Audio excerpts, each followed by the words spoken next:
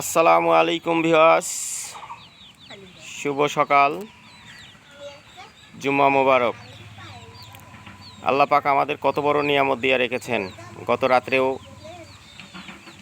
আল্লাহ পাকের হুকুমে কিছু ইবাদত বন্দিগি করেছি। আজকে আবার শুক্রবার, জুম্মা মোবারক, আমাদের গরিবদের হজ। তা আল্লাহ পাকের কত বড় বড় নিয়ামতগুলো আমরা ভোগ করতেছি। এজন্য সকলেই বলি সকলেই শুকরিয়া আদায় করি, বলি আলহামদুলিল্লাহ। এইভাবেই আল্লাহ পাক যেন আমাদের দিনগুলোকে সুন্দরভাবে সঠিকভাবে চলার সুযোগ করে দেন, আর আমাদের পরিবেশটাকে যেন শান্তশিষ্টভাবে চলাফেরা করার জন্য সুযোগ করে দেন। আমরা সেই আশায় থাকি আল্লাহ পাক যেন আমাদের সকলকে ভালো রাখেন।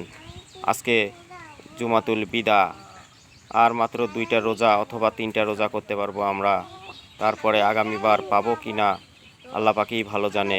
তো সকলেই সকলের জন্য দোয়া করি, আল্লাহ পাক যেন আমাদের নেক হায়াত দান করেন। আমিন।